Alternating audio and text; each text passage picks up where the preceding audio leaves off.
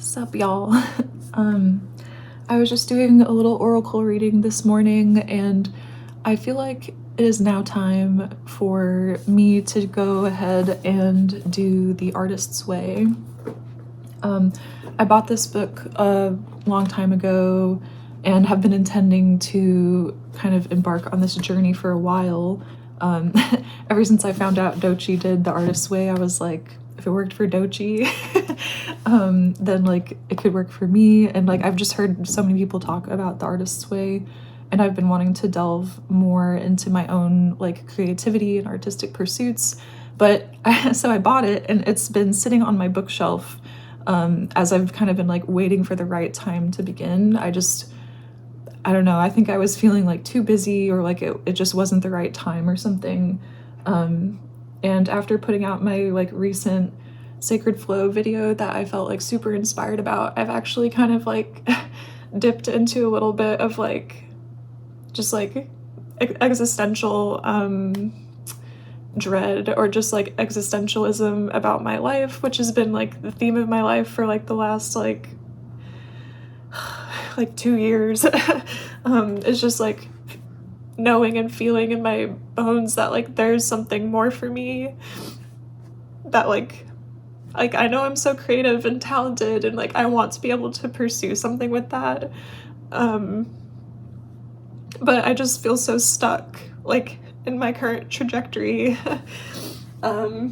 with like my corporate job. So yeah, so part of me is I'm like getting ready for work. I have like my hair up in this hideous bun, but I like sat down to do a little oracle reading before going to work, and like the theme of the reading was really like, I drew the Crown of Pentacles, which this is like the King of Pentacles reversed, and it was kind of talking about feeling as if there's like a disconnect or like a fracture between your body and like the earth, which I definitely have been feeling like.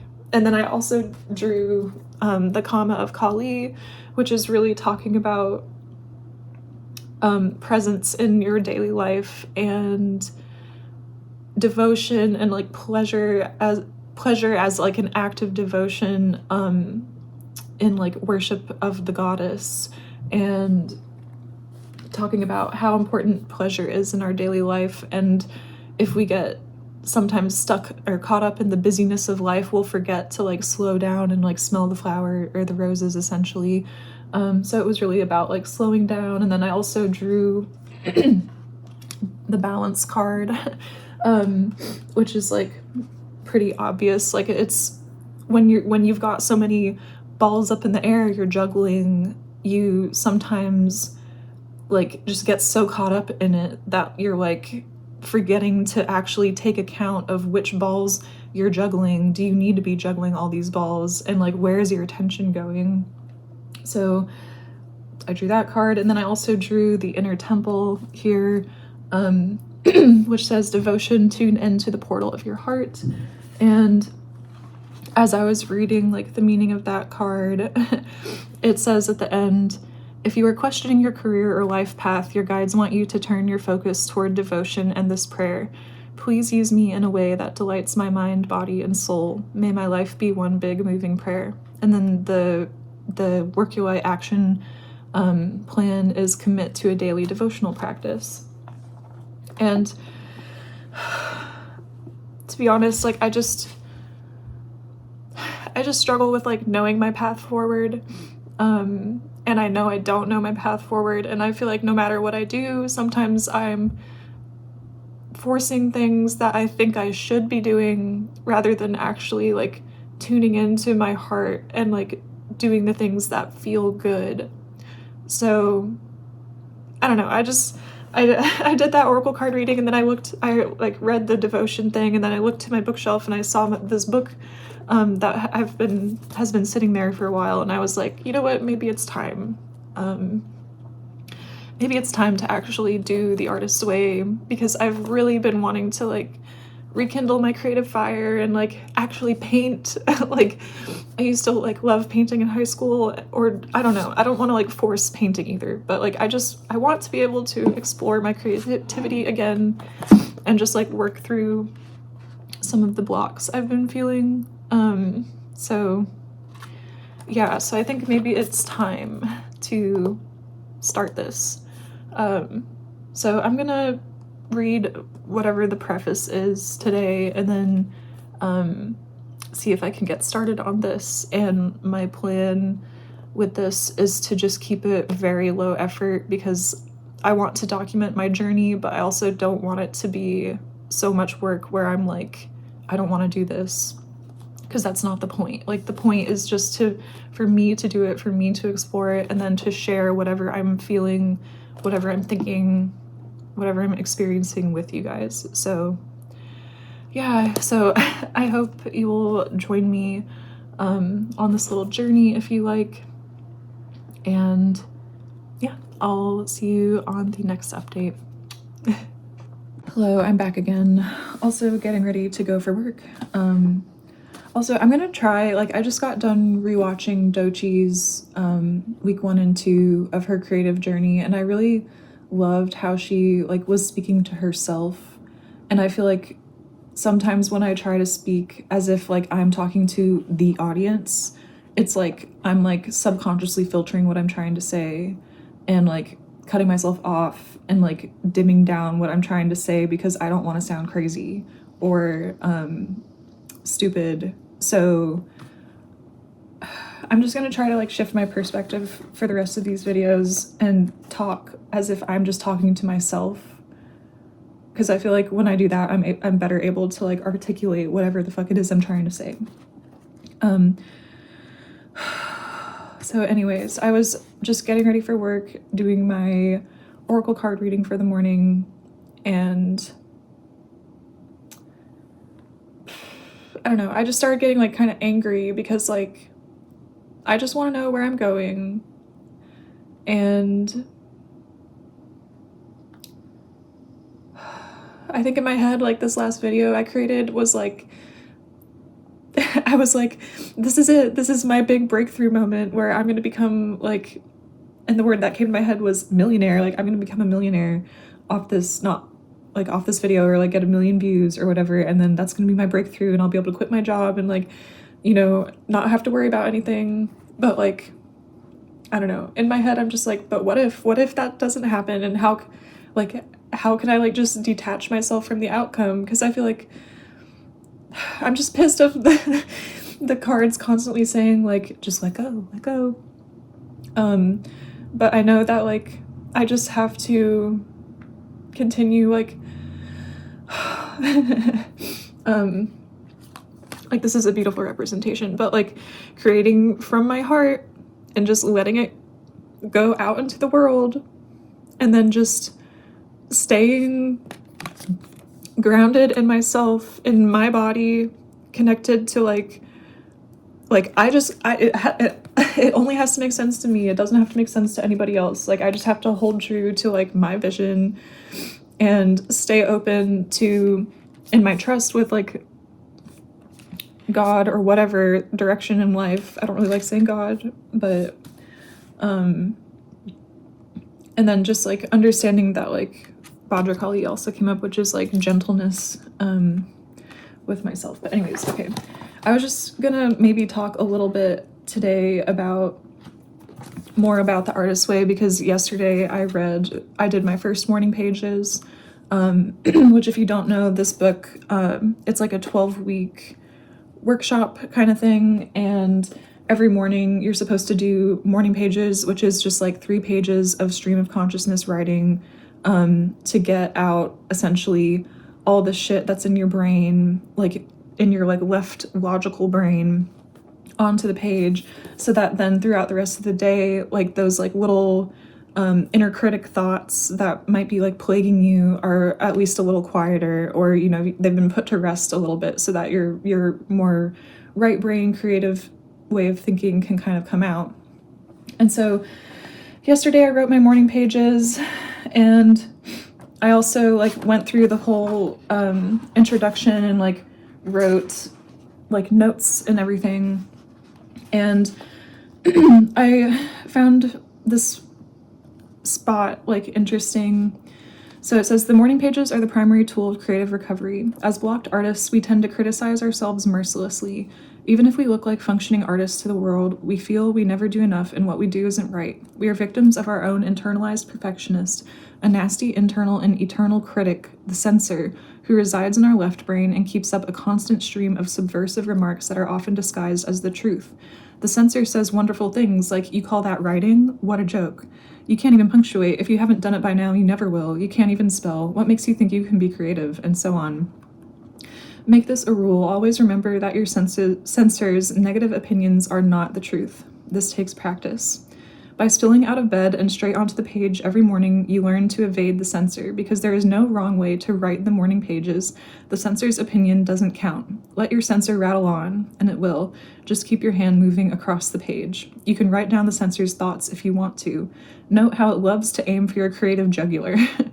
Make no mistake, the censor is out to get you. It's a cunning foe.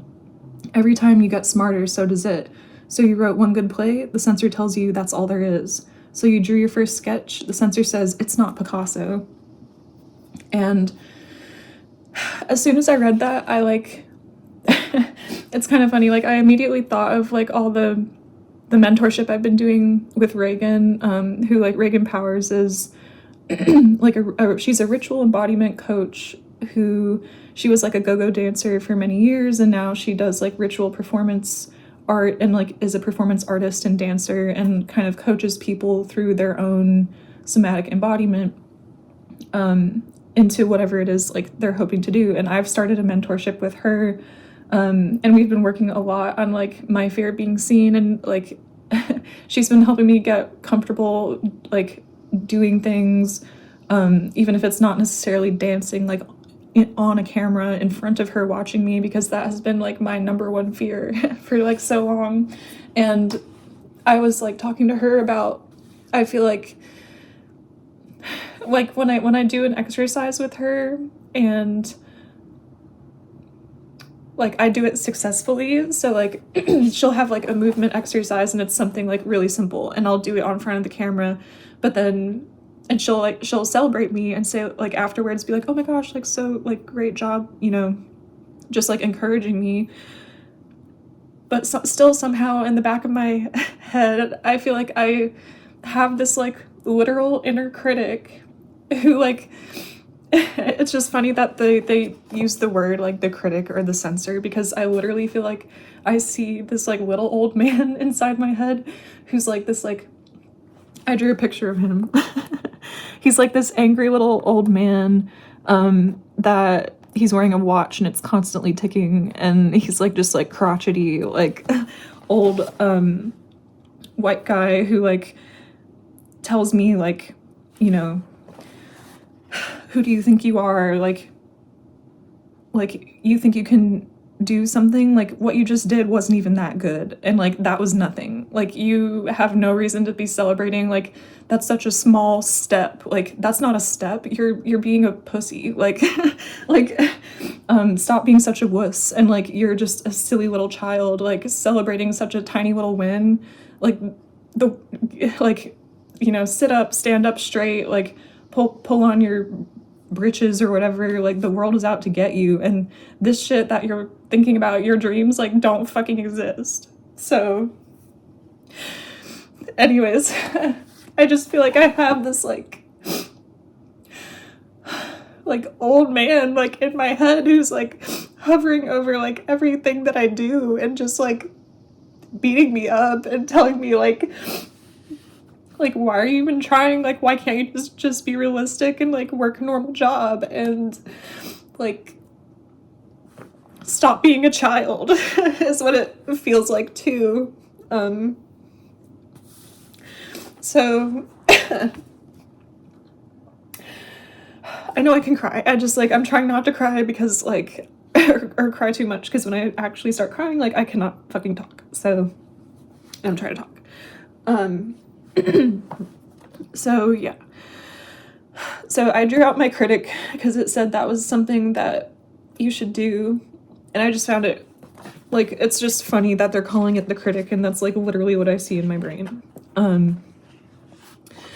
And then it talked a lot about how the morning pages help you kind of get that like logic brain critic out of the way a little bit. Like, okay, like it's basically just a brain dump. Like you've written everything out. It's on the page. It can kind of rest a little bit so that your artist brain can then come out. And that's something that I'll be doing every day, is writing these 3 morning pages.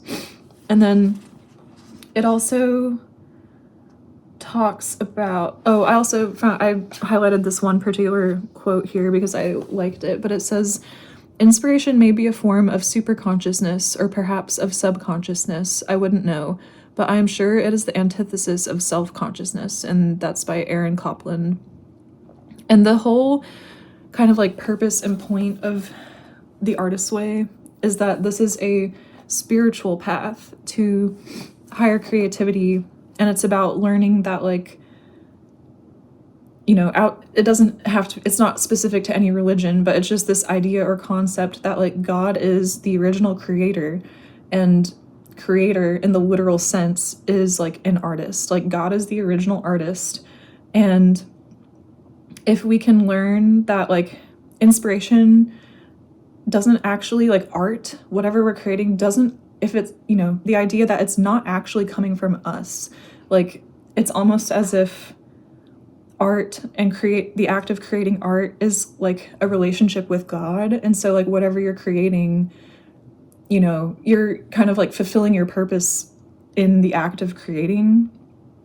And I wish there was a specific quote that like I really liked in that. I'm gonna try to find it. Okay, I think I found it. So Julia, the author, was talking about when she learned to kind of like turn over her creativity to God, and it essentially like took the pressure off of her. She said, I learned to get out of the way and let that creative force work through me. I learned to just show up at the page and write down what I had heard. Writing became more like eavesdropping and less like inventing a nuclear bomb. It wasn't so tricky, and it didn't blow up on me anymore. I didn't have to be in the mood. I didn't have to take my emotional temperature to see if inspiration was pending. I simply wrote, no negotiations. Good, bad, none of my business. I wasn't doing it. By resigning as the self-conscious author, I wrote freely. So I just, Peanut's tails, I'm sorry, I was in the way. But it's essentially like releasing the idea that like you are the creator, and like releasing the responsibility, and just like allowing God, the creator, to essentially just like channel or flow through you, and whatever you create says nothing about you. It's not you. Like it is kind of almost like God creating through you. And so that makes whatever you're creating neither good nor bad. Actually, it makes it kind of perfect, because anything that is created, like just in the act of creation, is like pure and like somehow kind of almost divine. But I just found that quote interesting because the less like self-conscious we are, like the less we think about ourselves, the more conscious we can be of like God, and understanding that like inspiration doesn't necessarily, it's not like us, it's not me being inspired, it's just like hearing, you know, whatever the inspiration is and just like recording the messages. Like it's not like me creating something. But I find that concept interesting, and it helps me feel a bit more like, oh, okay, it's taking the pressure off of me. Like I just have to do whatever, you know, I'm kind of like not being told to do, but but anyways, so that was a lot about that. And then throughout this process, we're also going to be going on artist dates. And I think it's like 1 a week, but I haven't read through week 1 yet. But basically artist dates are just, they're just like dates with your younger self, with your inner artist, your inner child. And the it's just a solo date, just you. Commit to spending a couple hours doing something that fulfills you creatively, that you genuinely want to do, not something that you think you should do or that would make sense for you to do. And one quote I found interesting was, first of all, this one. Above all, learn to listen to what your artist child has to say on and about these joint expeditions. For example, oh, I hate this serious stuff, your artist may exclaim if you persist in taking it only to grown-up places that are culturally edifying and good for it. Listen to that. It is telling you your art needs more playful inflow. A little fun can go a long way toward making your work feel more like play. And then there's another quote here that says, in filling the well, think magic, think delight, think fun. Do not think duty. Do not do what you should do, spiritual sit-ups like reading a dull but recommended critical text. Do what intrigues you, explore what interests you. Think mystery, not mastery. A mystery draws us in, leads us on, lures us. A duty may numb us out, turn us off, tune us out. In filling the well, follow your sense of the mysterious, not your sense of what you should know more about. A mystery can be very simple. If I drive this road, not my usual road, what will I see? Changing a known route throws us into the now. We become refocused on the visible visual world. Sight leads to insight. So, yeah, I found that interesting too, because it also speaks really a lot to like a lot of the work I've been doing with Reagan and Danielle in like the somatic world, which is approaching life from like this standpoint of curiosity, like almost like Daniel would say, as if you're a scientist or a newborn baby. Like you wouldn't have judgments about what you're seeing. You're just making observations and like curiously, playfully pursuing, experimenting, like treating your life almost as an experiment to see what happens for the sake of seeing what happens. And the curiosity of a scientist has been something that's really stuck with me. And so, yeah, it's like tapping into the pursuit of the mystery of seeing what happens because you want to see what happens and not because you think you know the correct path forward, which would be like, if I think I should be a painter, then I'm just going to start painting, like, but maybe I don't want to be a painter. And like, yeah, so the artist dates are really intended to help you discover. It's like throwing spaghetti at the wall and just like seeing what sticks. And, one thing leads to another. So yeah, that's what week one, that's what the whole process is going to entail. And week one, which I will be reading today, is recovering a sense of safety. So it says, this week initiates your creative recovery. You may feel both giddy and defiant, hopeful and skeptical. The readings, tasks, and exercises aim at allowing you to establish a sense of safety, which will enable you to explore your creativity with less fear. So, yeah, so I'm going to read that today.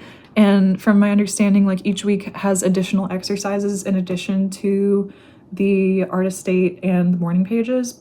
Those are just like things that are like consistently throughout the process. But then each week has its own specific things that we're going to be doing. So yeah, my intent is to do them for myself, and I'm going to come back here and reflect on how I'm feeling. And I'm going to continue the process of just talking to myself because like I feel like it feels more natural and I'm not like worried as much about what I'm saying. So yeah, so okay, I'm running out of time. I kind of gotta go, but yeah, that's the preface to week one, and I'll see you next when I've actually done week one.